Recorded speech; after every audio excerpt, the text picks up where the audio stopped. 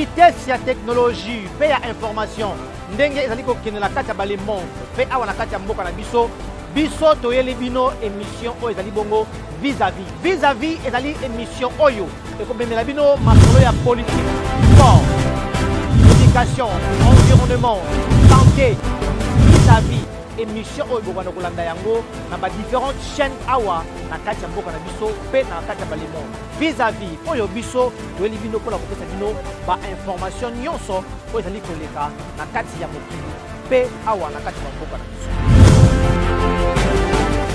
Merci pour vos alliés ebele ya kolanda biso ndenge tolobaki na bino pe ndenge bomonaki na ba annonce na biso pour na premier numéro oyo ya magazine oyo ezali bongo to pe émission oyo ezali vis-à-vis ezali émission oyo tobando yamba bato ya ndenge na ndenge tokobeta masolo ya politique, santé, éducation, sport, environnement na vis-à-vis borozwa yango mais lelo décor ezofunda déjà place tozali pe nani toyambi tovali na siège national ya PPRD oyo ezalaka na commune ya Gombe na avenue Pumbu oyo secrétaire permanent yango ezalaka Emmanuel Ramazani Shadari pe président national ya parti yango ezalaka Joseph Kabila Kabange sénateur à vie toyambi pona bino oyo molobeli ya PPRD babengaka bango ba communicateur kombo na ye Chibin aza mutu ya ko présenter na bino te azali oyo alobaka abetaka masolo ya parti PPRD ye toyambi ye tovana siège na bango alingaki tolongola plateau na biso toya na siège na bango pour bondima pe boyeba vraiment ki azalaka mutu ya PPRD. Bonjour Chibin. Bonjour mon Mboka. Matone mingi pour l'invitation et surtout pour honneur au Pessingai à kolongwa na plateau na bino pour nous koya ko tourner émission oyo na kati ya salle oyo qui est une salle mythique bato nyonso lelo na bao batikali fidèle à Joseph Kabila na bao bakenda bazo ba 18 ordonnances 16 ordonnances bango nyonso baleka na kati ya salo masolo na bango ba décision ebele zona na kati ya salo pour que lelo parti na biso ekoma ekola ekokisa mibu ekokisi mais aussi pour que biso pe tozali na PPRD tokoma lelo ba cadre nous sommes passés dans plusieurs formations, dans plusieurs séances académiques, plusieurs séances politiques à Katiasalo. Merci beaucoup. Bato bamona kombing na télévision, bamona ko ndiro zaka jeune moroboé malgré français zaka kitoko, malgré élégant, beau, mais ba baraté parcours na wezandeni. Soko ko ipsa bango tana moi 45 secondes. Qui est Chibin? Jean-Serge Chibin est un homme politique, évidemment. Au-delà de mes études faites, j'ai un long parcours politique. J'ai adhéré au PPRD, j'étais encore très jeune. Je me rappelle, j'étais encore au collège Saint-Théo, malgré qu'à cet âge-là, c'était strictement interdit de faire la politique active. Ouais. À la création du parti, j'étais un simple militant. Normalement, on a parti dans Moussika, mais je ne pouvais pas avoir la carte du parti. Mais ça ne m'avait pas découragé à continuer pour Joseph Kabila et d'adhérer au PPRD. Jusqu'à ce que je commençais comme chef de rue, la PPRD na Kassavou. Les gens qui ont une bonne mémoire, bazaro le Karasayo, en face de l'école d'Yalanda na Yespel, nous avons un drapeau de PPRD. Misak, chaque tongo, na tongo na tenisi drapeau na Kenchi. On va dans le collège. On a un collège. Wow. Autant na Saint-Théo. Mais chaque tongo avant l'habillement, n'a que Saint-Théo, n'a qu'un devoir. Parce que j'aimais Joseph Kabila, j'aimais le PPRD. Nous avons télé sa drapeau à PPRD. Si jusqu'à ce qu'on ait beaucoup dans la politique active des chefs de rue, membres du comité à quartier à PPRD, à Kassavoubou, chef de quartier, membres de la Ligue des Jeunes, il y a beaucoup de membres du comité communal. À l'époque où le comité PPRD n'a qu'à commis, il y a 8 personnes. J'étais le Benjamin à comité. À l'époque, il y avait le mouvement Santo Lungangue, il y avait Jean-Noël Kalama. Donc le voilà la commune na Bandalungwa, na Kassavoubou. Ouais. Le doyen et certains cofondateurs et implanteurs du PPRD na Kinshasa, mais aussi la commune à Kassavoubou. Évoluant la carte à partie, il était pour moi temps à Kolongwa, à Kasavubu pour aller faire ma vie. C'est comme ça que je suis allé m'installer à Bandalungu. Bandalungu est la commune adoptive Nangaï. Ok. Donc ils ont moins à Kavé. Naraza, Kasavubu, mais je plus œuvré dans Bandal. Quand je veux m'installer à Bandalungu, évidemment, na Bali na Bandalungu, Moussala Nangaï sur le plan politique, poste à Liboso en politique, j'étais le conseiller politique et juridique du bourgmestre de la commune de Bandal, M. Adrien Antolongani. Ok. Donc c'est là où je vais continuer combat dans la partie, membre de la communauté communale de la PPR de Bandalungwa, jusqu'à devenir secrétaire exécutif de la PPR de Bandalungwa. Nini salaka ozala na wana ozali na collège ozala ta bleu blanc ozala na bolingo ozali na bolingo makasi ya Joseph Kabila ezaki nini? Bolingo. Ouais. Parce que chaque matin avant qu'une école, bando bantana le drapeau, il y a parti na bino PPRD na sayo on a pu OK école et lo nini bando sala yo. Bon évidemment. Ezaki nini? Lo ni bando diota yo ndi baloba na Kinshasa. J'ai toujours été franc. Au moins il est le na bogra biso difficile qu'un homme va me suspecter ça les mango, c'est-à-dire il y a une partie politique moko avant d'adhérer à une idéologie à partir wana et tout ça, doctrine et tout ça. Mais moi, pour adhérer au PPRD, ce qui m'a attiré d'abord, c'est l'homme. L'homme de Joseph Kabila. Nous étions tous émerveillés. D'abord, on a élevé à 29 ans devenir chef de l'État. Tout ça, on a dit que le bande que ngai. Tout ça est belé par ta génération ngai. Je me mets aussi dans ces lots-là. Ouais. Mais personnellement, ouais, j'étais émerveillé de voir un homme de 29 ans devenir chef de l'État. Et que cet homme-là conduisait Mbokanabiso, permet à et faire des grandes choses les autres, ils ont continué pour le bas.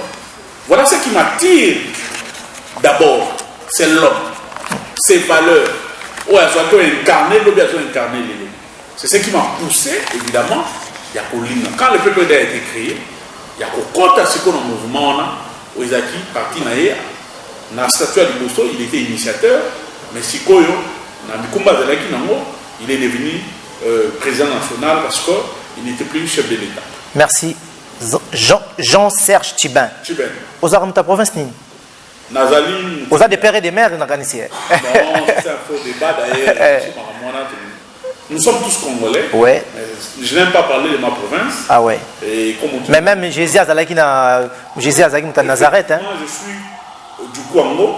Ah ouais. Mon père est du Kwango, ma mère est du Kouy. Ok. La province là. Ok. Mais so batalio bien ba mo ondimate ko zaramuta Kwango. Merci beaucoup na moi mo kusenenge o batu ba découvrir yo ba vraiment bien té. Si koto kota na profondeur ya mission na biso.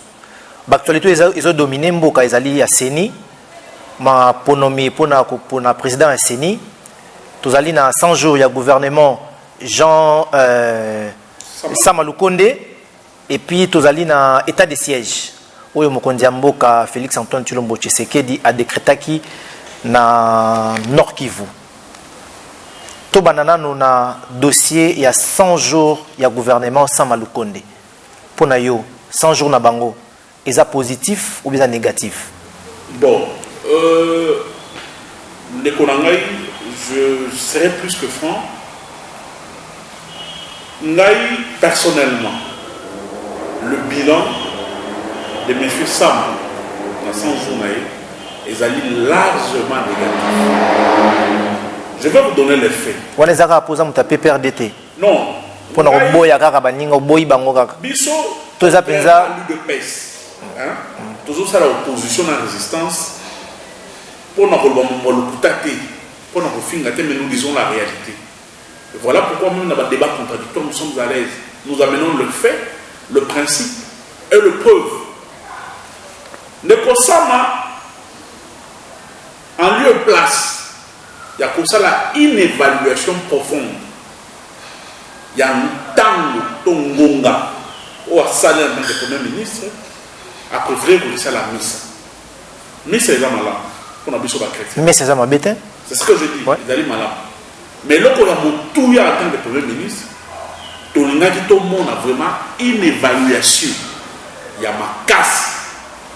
Baleka, open fin, secteur par secteur. Et l'okonini, c'est là qui est ça. Oh, il va s'habiter, et bon, c'est là bas encore les bossa caméra, l'aime sous basala qu'on peut pas forcément. Nous ne pensons pas qu'il va salir. T'es l'aime sous basala qui wana yo. C'est ce que je dis. Ceux qui passent là qui moi je suis un acteur politique, donc là on a l'informé. Ils n'ont pas fait ça. Mais quand même, à Sali, sortie médiatique, nos journalistes, nos collègues de nos journalistes, bah tout n'y est tout. Nous avons retenu quelques lignes. Oyo, au cours de cette émission, c'est que ma Kamwebela le désert. Sur les arbres, mais il y a des contradictions à ma casse. Mais concernant à lobby, sur le plan de mobilisation à recette, mon solo est côté belé. Réserve d'échange des Alaki à 400 millions, 200 millions, bah comme les loans à 2 milliards et quelques. Et c'est le malade. Et que le régime financier, bah il va aller censé au renfort de la l'État, bah ça les met sur le belé. Ce qui si et seulement si, que ma régime financier est celle de mon pays, et que ma devise, ton réserve d'échange de cela doit se ressentir dans la carte, il y a ça qui n'a pas compris. Et là, les Congolais souffrent le jour. Si et seulement si, mon soleil, ça est mis ma casse, mobilisation, ça est mis ma casse, c'est-à-dire priorité pour la Premier ministre. On dirait la lunette, c'est nous qui FCC Bobo qui s'aille en Congolais, mais aux journalistes, ce qu'on doit micro, on est qui n'a pas le rôle, ça dit comment on va souffrir. On peut sur l'exemple de Bénin pour te donner le preuve et le fait, parce que les faits sont des choses. Premier ministre a dit mon sol est celle de Bénin. Et que mon sol est pour qui réserve des changements. Mais ce qu'on a les réalités sociales, il y a les autres amis dans le monde. Au moins, il y a une contradiction. Pourquoi? Les gens sont impayés, les médecins sont impayés, les infirmiers sont impayés. Bateau, par exemple, ils sont impayés. Bateau, par exemple, en transport, ils sont impayés. Les ambassadeurs, oh, bazali dans le impayé.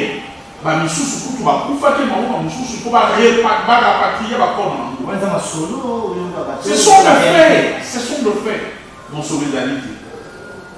Mais dans mon cas, croissance, c'est ça. Mobilisation de cette thématique. Priorité à Premier ministre. C'est-à-dire qu'il faut un foutre la transport, par exemple, nous avons réclamé bon, il y a 7 mois, il y a salaire. C'est-à-dire qu'il faut un foutre la si on va réclamer bon à 7 mois, c'est que bandit dans le gouvernement où on nous refuse. Papa Ilunga Ilukamba Zalaki Premier ministre. Donc d'être bandit dans le gouvernement là-bas. Quand il y a en tant que Premier ministre, Azali actif na passif. C'est-à-dire, à couper ça va mon solo. Attends couper ça 7 mois, peut-être au moins 3 mois ou 2 mois, c'est pour mon solo côte. Et ça les met. Les médecins sont en grève. Bah mon gars on a qui cherche ça en grève. Bah ça la tête. Sauf qu'il n'est pas mon babo yam.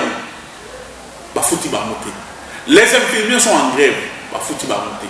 Le policier à qui on avait promis 400 000 francs. Policier à Souka on a 400 000 francs. Bah ça mon solo on a été. C'est-à-dire on se pose des questions. Si seulement c'est que mon solo côte acquis. Et que ces gens-là continuent à gréver, bah fouti bah monter.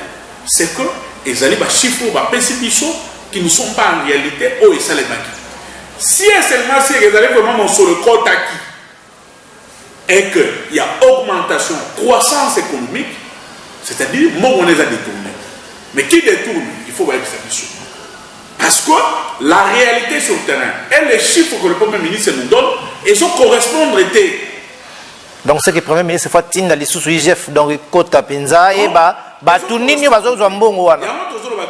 Le chiffre que le Premier ministre nous donne, ouais. Soit des chiffres le Kouta, où ils ont maquillé pour faire plaisir na bateau, bazo soutenir lié, na bateau ça limité, soit l'argent est réellement entré dans les caisses de l'État. Vous avez un problème limité. Nakata vous avez un problème à limiter. C'est le siège. Siège il y a IDPS. Vous avez un problème là-bas.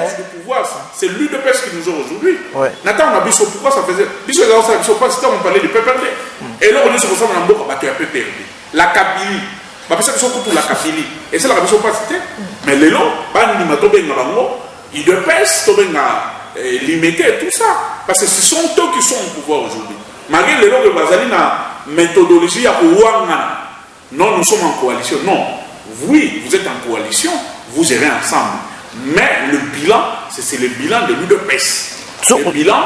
La première ministre. C'est le bilan de M. Tshisekedi. Ouais. Donc, ces chiffres-là et la réalité, ils ont correspondu. Donc, dans le domaine, il y a sécurité. Va proroger état de siège plusieurs fois. Il y a des bavures de part et d'autre. Les rebelles vont continuer au bon. Mais bafar DCP bazo beta fondima pena non. Appris aussi. Tendima non peut que bafar DC bazo récupérer. Ouais. Moi j'ai toujours été réaliste et pragmatique. Les rebelles continuent à tuer la population. Nos forces armées que nous félicitons continuent aussi à frapper les rebelles. Mais aussi, il y a aussi des bavures dans le service de la sécurité de Bichon. Bana bazo kufa. Moi mon co-élève retourne kufa à 17 ans. Les sous on avait parce que la taxe soyo le service de sécurité va instaurer à Fouta qui a monté. Sur le plan, il y a gestion et l'autre pour nous ministre fait ça. En lieu et place à projet état de siège, il faut une évaluation profonde. Mais inspecteur général, je crois, FRDC, général Amis Tangofor, Azakuna Azoland de la Maramabambi. Nous ne refusons pas. Azoland de Blora, tu peux pas tanguer déjà battu quand même, il faut qu'on dise Mamoussala, oui, Salami. C'est-à-dire, nous ne refusons pas. Premier ministre, il faut rendre compte de ce qui a été fait, de ce qui est en train d'être fait et de ce qui se fera dans le jour qui vient. À l'hémicycle, ministre de la Défense, il faut voilà, état de ces décrétés pour Koloboy. Voilà, nous avons récupéré autant de villages. Nous avons perdu autant de forces de sécurité. Voilà, nous avons capturé vivant Badef Boye. Voilà, nous avons perdu autant de populations. Voilà les difficultés que nous rencontrons sur le terrain. Est-ce que Bilo sur la tactique militaire, c'est ça normal? Non, c'est un secret d'État quand même. Oui, ça va une assemblée nationale. Population Je ne parle pas de la stratégie militaire au fond. Je ne parle pas d'un secret sur le plan militaire, mais je parle d'un bilan. Parce que quand on lance une opération, il faut l'évaluer. Il faut qu'on évalue l'opération là. Pour pouvoir proposer à nous. Bon, il y a des avancées sur le terrain. Ce qui avance, ça limité. Population, population, ce qui est limité dans la réflexion, par exemple, il y a tout est stratégique. Bon, population, c'est normal. C'est ce que je dis que le ministre de la Défense, le gouvernement, il faut expliquer aux mandataires, les députés, les sénateurs, pour leur dire l'évolution. Mais commission de défense et sécurité, dans l'Assemblée nationale, la commission, il faut selon la plénière, la commission. C'est ce que je dis, commission et nous. La commission va faire information. Ça va obliger de commission. Ils sont obligés, ils sont au service de la population. Ils sont obligés, il y a pour payer sa information. C'est une obligation de révabilité. C'est-à-dire, nous ne pouvons pas rester dans un pays où on a engagé des opérations militaires,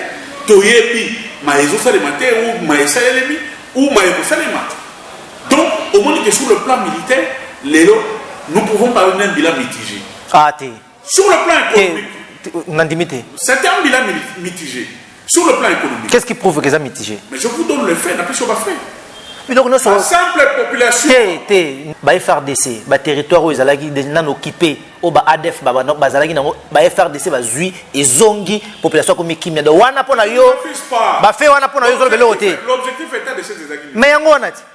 Ouais, cause ça Kimia na est. Si vous est-ce que Kimia zongi? Qui est zonga malembe. Malembe, Kimia zonga mbala mokote. Voilà, et le coup c'est une évaluation. On nous avait promis ce qui était de ces Zouami, Kimia et zongi na est. Est-ce que le long a une yotoko talent? Kimia zongi na est. Nous disons non. Batoubazo continue beaucoup fois. Alors, qu'est-ce qui manque pour que Kim les hommes? C'est ce que le ministre, c'est ce que le gouvernement doit faire. Bah, il y a un problème, mais ça wapi. Et là, on dit ici, mais pourquoi Batoubazo continue beaucoup fois? Les Congolais veulent savoir. C'est très important. Est-ce qu'il faut les à la télévision? Il faut pas informer. Le gouvernement a la mission. Il y a pour travailler sur le terrain. Le gouvernement a aussi la mission. Il y a pour informer la population. Parce que sans information, la population va venir. Ils ont la lourde charge de informer. Ce qui est aux sur le plan économique, pour mettre que non, prix à denrées alimentaires. N'a pas bien premier nécessité. N'a pas prometté non. Gouvernement. N'a chef de l'État. Lélo. Chef de l'État. Chef de l'État qui na télévision avec le gouvernement.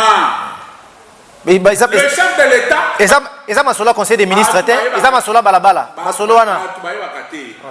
Té Masolo na le bureau qui te Masolo balabala.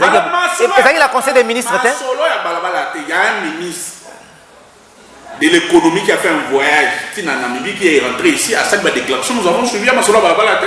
La décision est dans le conseil des ministres. Le ministre est là, il est membre du conseil des ministres. Bisous, tu as la télévision, c'est très bien. Ce qui passe dans l'amateurisme, dans le niveau de ce n'est pas notre problème. Mais lui-même, passer à la télévision, c'est qu'il fait le gros. Au cas qui même, qui n'a fait. Parce que lui, il fait un voyage, il rentre, unilatéralement, il impose. On va commencer avec ce tableau. Et c'est Amabé. Non, mais quand on gère, gérer c'est prévoir. Par exemple, tant que le ministre au Longo a coloqué dans Namibie, au côté carton, prenons un exemple, carton sur $5 ou $10 dans Namibie.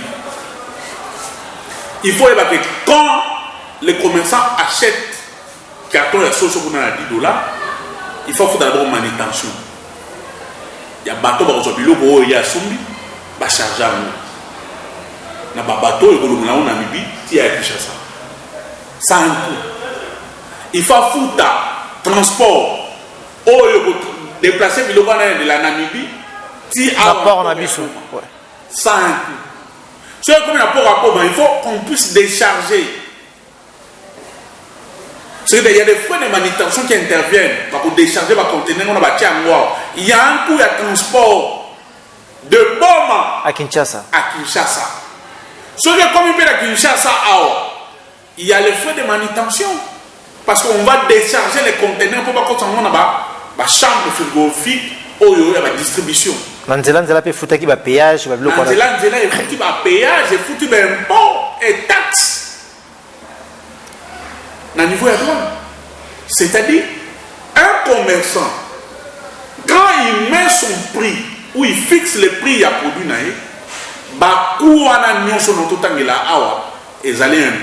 et puis, à la moins marche à bénéfice, il faut acheter. Tes bisous ne va commercial, ce peut tout aller bien. Tout aller bien. Quand un ministre d'un gouvernement voyage et vient nous dire que voilà, prix, il y a bilo avec une baguette magique, c'est-à-dire, ce sont des décisions non réfléchies. Il y a un moment où il a été contraint par la fait le travail à Moutonnet Zalinini, fait que Zalinini, Fédération des entreprises du Congo, et ça patronat des entreprises congolaises, c'est-à-dire fait que nous allons qu'on menait la discussion entre les entreprises, le commerçant et le gouvernement. Peu n'importe casquette ou sous Gamundo Babochawana, il ne va pas changer ma mission d'affect. Son travail est aux ala pont pour créer un pont, pour créer synergie entre le gouvernement. Le prix à denrées alimentaires est tout quitté. En ce moment où nous faisons cette émission, d'ailleurs, est matin. Vous avez un Wenzo qui n'a Wenze? Non, les prix sont remarquables. Donc, c'est un fiasco. Sur le plan de l'infrastructure, c'est très grave. Je vois qu'un exemple de la ville à Kinshasa. Boulevard Lumumba, vous avez un embouteillage à niveau de marché Bitabé, à niveau de Pascal, vous avez un embouteillage. Basala baso di moto bambouteillage est soufflé. Voilà, on est escroqué. Tu vas le 24 novembre, na Sanef, embouteillage, on a liwa. bauti inauguré so de moto kala mingi zela na peso maloba bauti inauguré so de moto kala mingi te embouteillage sili ngana legi le wala pena bo pepe la mbeto l'embouteillage ezate ndima nanu na Mandela wa so de moto basali esisi embouteillage na peso maloba loba eza soni na mawa soki na mboka oyo les gens de l'IDPS na bato oyo soutenir chef de l'État peuvent réfléchir comme ça, ils allaient sonner. Pourquoi je vous dis ça? Il y a gouvernement. Pourquoi les gens de l'IDPS? Non, ils sont membres du gouvernement. Hein? Mais il y a MLC Bazali, il y a Lamouka Bazali, il y a Moïse Katou. Ils sont inclus, soutenir le chef de l'État, le Premier ministre. Pourquoi ça va passe? Est-ce que PPD est un ministre? Quand on parlait du PPRD, et donc, est-ce que PPD a occupé le ministre? Nous avons travaillé avec les mêmes personnes. Oh, Bazali, donc, qui supportent. Les sauts de moutons dans nos bandits, ils sont à. Et faciliter sur la tâche belée. Pour y la voiture, il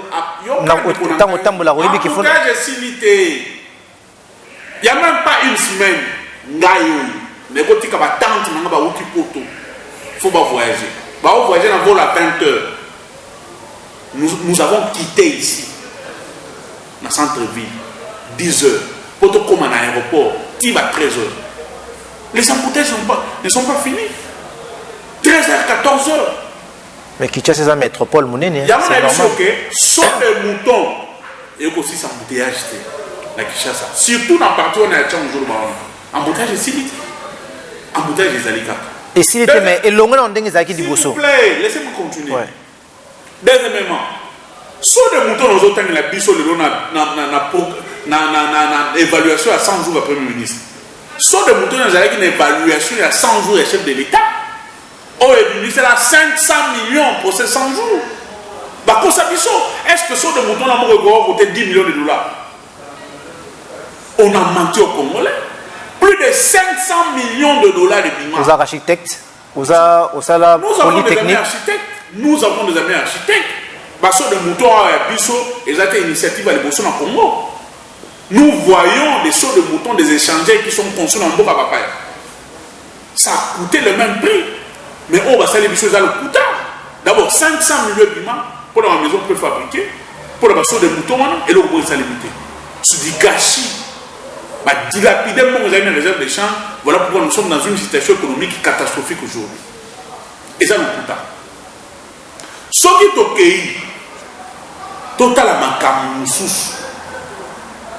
Dans le domaine, par exemple, des affaires étrangères. Le lot, est-ce qu'on dit que passeport est réalité?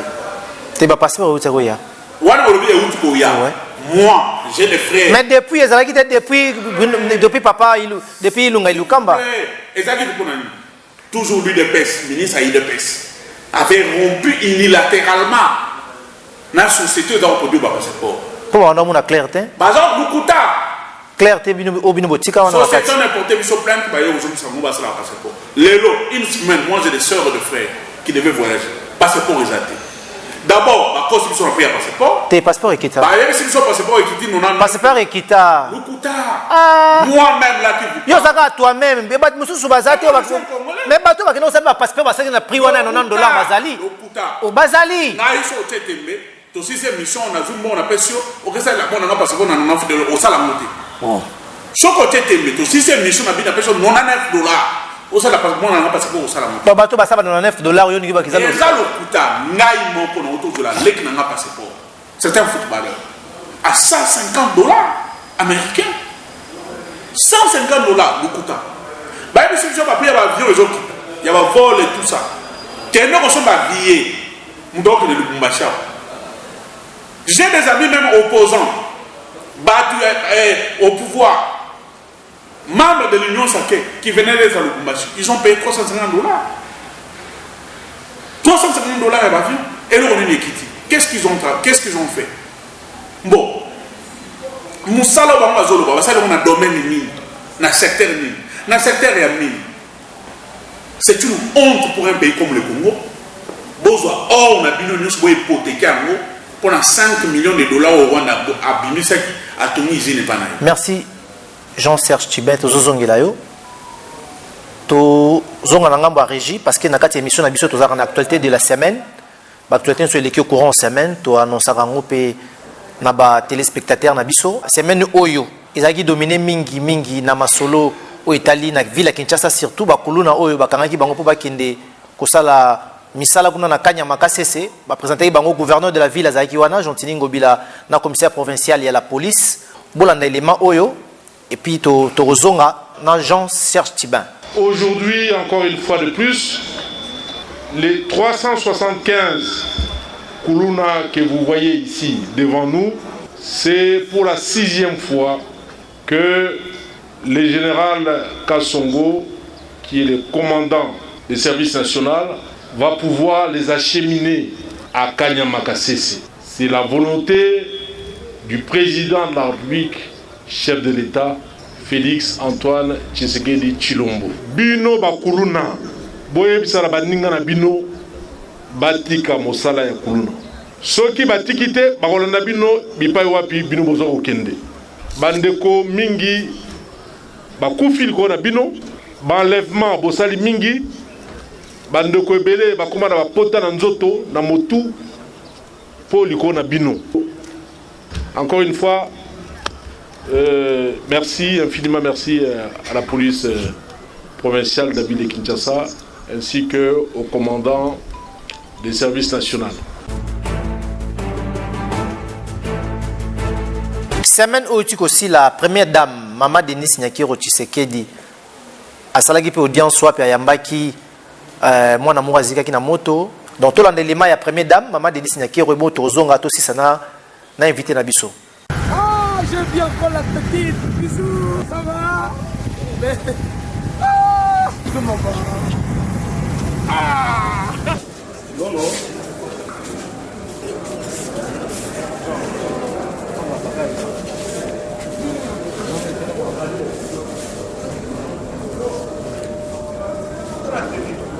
Ah,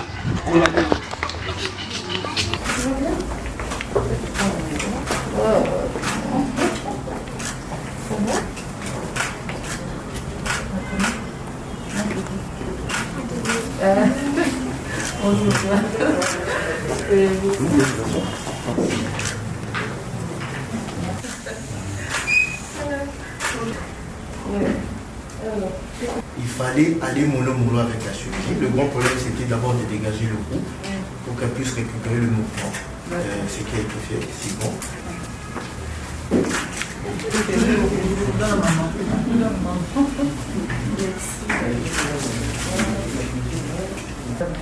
Allez, au revoir, Miss. Au revoir, Miss. Merci.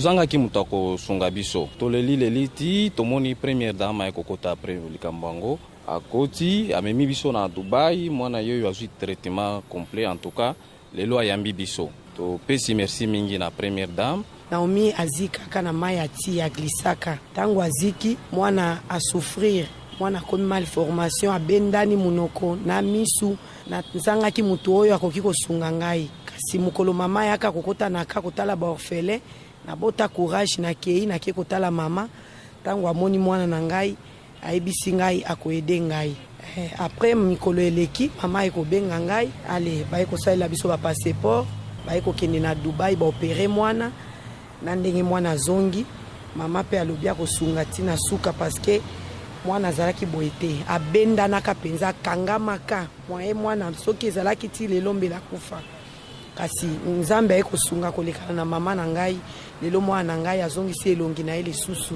yango na ekopesa merci na oyo asali mpona ngai mpona bana na ngai oyo mpona mwana na ngai Naomi parce que nayebi te me nalobi kaka nzambe abakisela ye mibu ebele. Merci man Denis vilo nyonso sali nzambe apamola o.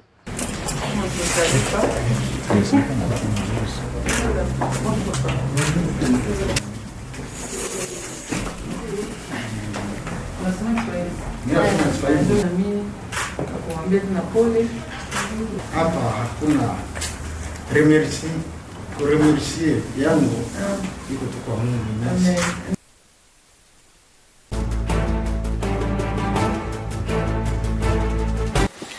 tozongi pa na yo communicateur munene ya PPRD na Mukuse oyo président national ngozaka Joseph Kabila Kabange boni santé à parti na bino PPRD zandengeni na moment où tozoloba parti ça bien. Le parti se porte bien, sauf que en tant qu'une structure humaine, moi des guerres les gens ratés de gauche à droite, moi humeur il y a pas et tout en a capé, mais d'une manière générale et globale, le parti se porte bien et nous sommes là pour continuer notre combat dans le cadre de la partie de la mission. Tokosilisa na dossier à Seni avant tokota dossier à Seni na invité na biso tozwana no communiquer oyo parti du peuple PPRD Salaki pour na dossier à Seni et bon tozonga. Déclaration politique du parti du peuple pour la reconstruction et la démocratie. Le parti du peuple pour la reconstruction et la démocratie, PPRD en sigle, suit avec attention particulière l'évolution de la situation sociopolitique et sécuritaire du moment, aggravée par une crise délibérément entretenue par un camp politique qui a peur d'affronter le jeu électoral devant être organisé en 2023 par une CENI véritablement indépendante, consensuelle et crédible. Ces camps s'illustrent par des menaces, des intimidations, des actes de corruption, vandalisme de certains édifices allant jusqu'à la profanation des symboles sacrés de l'Église catholique au Kasaï oriental et l'attaque de l'archevêché de Kinshasa ainsi que la résidence de son éminence, l'archevêque métropolitain de Kinshasa, Fridolin Cardinal Ambongo. De ce qui précède, le PPRD dénonce et condamne avec la dernière énergie tous ces actes de barbarie, de violence et d'intolérance posés par ces jeunes visiblement instrumentalisés à dessein de bloquer le processus électoral en cours par un camp politique qui n'a pas tari d'injures et menaces proférées à l'endroit des responsables des confessions religieuses qui résistent encore aux pressions et à la corruption tendant à leur imposer un choix des animateurs de la CENI. Le PPRD rappelle au pouvoir public ses obligations et devoirs de garantir aux confessions religieuses un climat serein pour mener à bon port le pourparler destiné à désigner librement les membres de la CENI qui amèneront le peuple congolais aux élections inclusives, libres, transparentes, démocratiques et apaisées et dans le délai constitutionnel. Le PPRD invite toute la population congolaise à demeurer vigilante afin de barrer la route à la nouvelle dérive dictatoriale qu'un parti politique vient d'imprimer dans notre pays. Ainsi fait à Kinshasa le 3 août 2021 pour le secrétaire permanent en mission, l'honorable Likin Kassongoma Diavita, secrétaire permanent adjoint. Comme la souka émission mais vous savez communiquer pour la désordre de Salema na choix ya président Seni est-ce que vous avez maloba loba na kati wana communiquer au SPR na bino Likin Kasongo salaki vous avez likambo loba pour na likambo président Seni vous avez mona ondeni ndeto zo kendele na makamba Seni wana maman Seni to ba minité je crois dans le bien rebelle na batamboike mususu le même cause produisant le même effet on dirait ça limino bien hein? Et ça, c'est la réalité politique. Face à la réalité politique, au Kokimate, face au principe, au bout de rejeter, face à la règle, au bout de rejeter. Malon n'a 6 voix sur 8. Union sacrée, batoyi de pêche, Assemblée entérinée. Assemblée entérinée. Il n'y a pas de consensus. Moi, un chef de l'État a nommé, toi, installé Malonda et à la quête. Pour le peuple à Boyaki, le peuple à Marcha. Effectivement, le peuple à Marcha. Mais oui, il y a. Nous n'allons pas faire comme eux.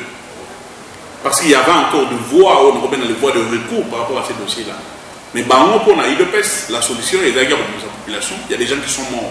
Mais les autres, na ba policier na bato ba kufa responsabilité vous n'allez pas dans ba opération malobate. Mais nous ne ferons pas comme eux. Nous disons au président de l'Assemblée nationale de puiser dans la sagesse. Pour Nani, Denis Kadima a joué 6 voix sur 8. C'est-à-dire. Ndenge mona malonda. Bato baboya ki malonda, ba mpeka baboyi Kadima. Ba mpeka baboyi Kadima. Pour ba monike. ECC na catholique. Là, c'est consensus égalité. Et puis loi électorale où ils ont voté, ils ont dit l'homoco et pour favoriser un processus équitable d'été. Ça ne sert à rien de s'attaquer dans le cabinet Nambong. Mais c'est la belle chose. Parce que Batouana, l'église protestante, Bazali Nanzela, position de l'église catholique qui a changé. Et quand vous vous mettez en guerre contre l'église catholique, c'est une guerre perdue en avant. Merci Mingi. Toyambagi lelo pona bino communicateur ya PPRDP FCC. Merci beaucoup na maestro. Moutou ya Zamani, Jerry Gérard Golima, ou assuré que na côté technique, Yemoko a manipulé 3 caméras. Netika na filmé. Donc Moutou Rebi Moussala, Yangomoro et Lobaka. Merci Nabino, Tokutani, à la prochaine. Bon, Nabi sur les différentes chaînes Nyoso, Kakani Bomesani.